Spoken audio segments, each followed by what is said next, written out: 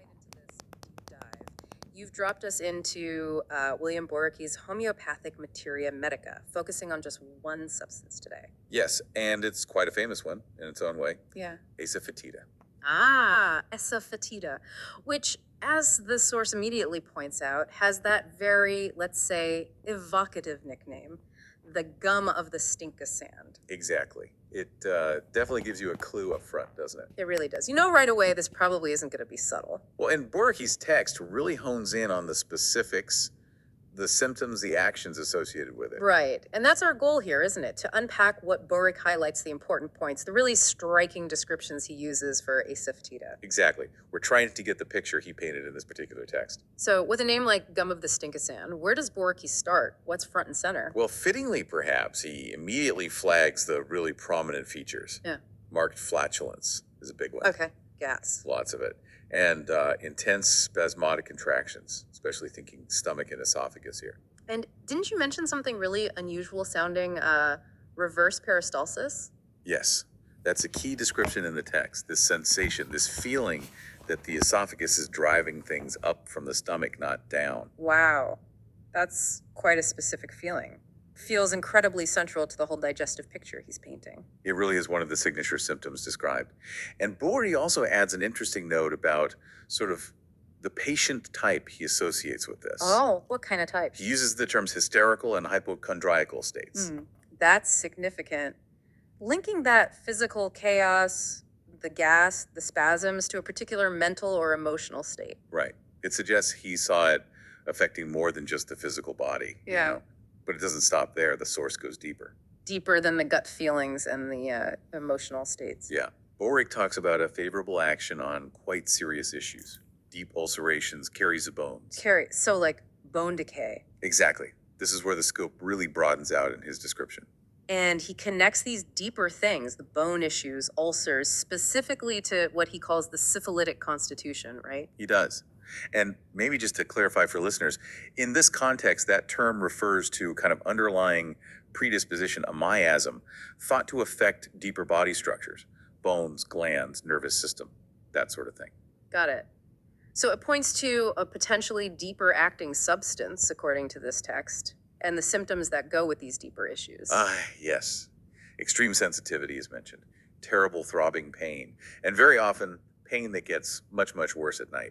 That combination, deep tissue pain plus the nighttime worsening, sounds like a strong theme then. Definitely a recurring pattern in the description. Okay, so let's maybe follow Boericke's structure. He goes through symptoms area by area, right? Yeah. Head first. So, for the head, he notes irritability, sensitivity. Yeah. The person might dwell on their troubles a lot. On the pain itself. Quite specific descriptions. A boring sensation, like drilling above the eyebrows. And also oppressive pain, feeling like it's pushing out from inside the head. Pushing out. Interesting. Okay, moving down to the eyes. Sounds like they feature quite a bit too. They do. Orbital neuralgia is mentioned, pain around the eye socket. And importantly, he gives modalities for it. Meaning conditions that make it better or worse. So this eye socket pain is noted as better from pressure and also from rest. Okay, better pressure and rest. What else for the eyes? Serious stuff too, like Hair. iritis, other intraocular inflammations. And again, that pain quality comes up. Boring, throbbing, and worse at night. That nighttime thing again. Yeah. He also mentions stitches under the left frontal eminence, those persistent, boring pains. And he specifically calls out syphilitic iritis, right? Tying back to that deeper constitutional idea. Exactly. Reinforce that connection. And there's more. Superficial corneal ulcers are described with a characteristic digging pain. Digging pain, not just aching. Digging. And again, worse at night. It's such a descriptive word, digging. It suggests something really active, maybe irritating or corrosive, Yeah, it gives you a real sense of it, not just a passive ache. Okay, what about the ears? You said there were some unusual things there too. Definitely. Boericke mentions offensive odoria, basically a foul-smelling discharge from the ear. Offensive discharge, okay. And pain. Boring pains again, this time in the mastoid bone, behind the ear. And even mastoid disease itself. And with that, a really peculiar sensation. Yes. A pushing out sensation described as coming from the ear or the mastoid area. A pushing out sensation from your ear. That's hard to even picture. It is unusual, isn't it? Makes you wonder exactly what that felt like.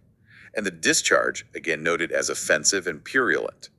Another offensive discharge. Okay, theme emerging. Does the nose follow suit? It does. Syphilitic kozina described that's a chronic inflammation, often with atrophy, and yes, a very offensive discharge. There it is again. Offensive, purulent discharge, and bone involvement here too. Yes, caries of the nasal bones mentioned, linking back to that bone destruction theme.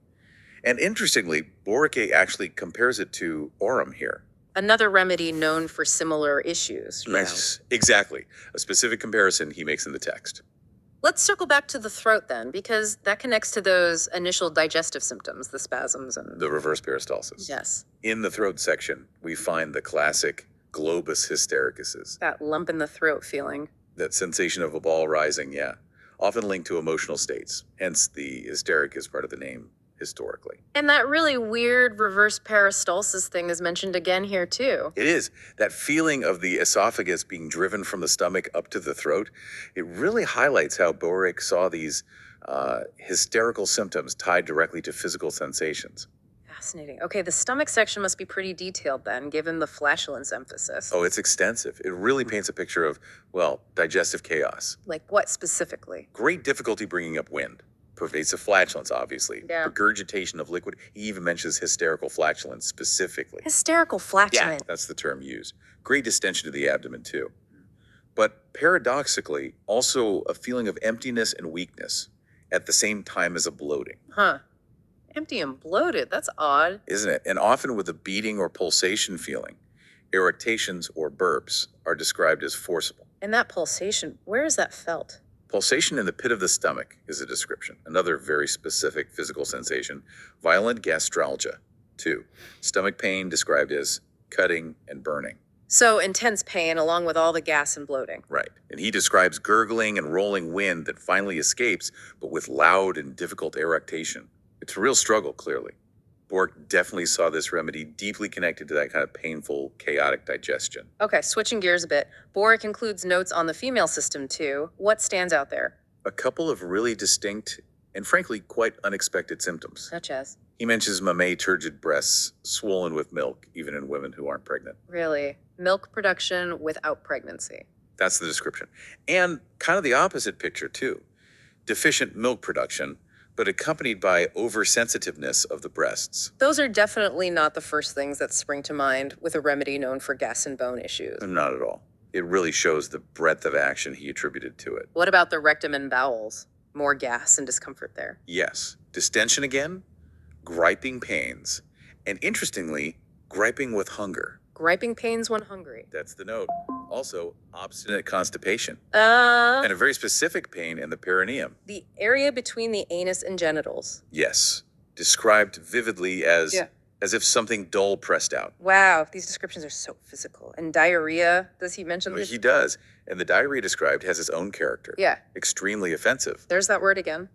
Accompanied by meteorism that's significant bloating and regurgitation of food. So that offensive quality is a real through line, isn't it? Ears, nose, bowels. Yeah, that's a great point, connecting those threads. It helps build the whole picture. What about the chest? Symptoms sound quite restrictive there. Spasmodic tightness is described as if lungs could not be fully expanded. Like you can't get a full breath? Seems like it. Huh? And palpitation is mentioned, but noted as being more like a tremor or a fluttering, not necessarily a strong pounding heart. Okay. And circling back to the bones, which you said was a key deeper action. Right. The text reiterates darting pain and carries the bone decay. And the covering of the bone. Periosteum described as painful, swollen, enlarged. And ulcers that affect the bones are noted to produce thin, ichorous pus.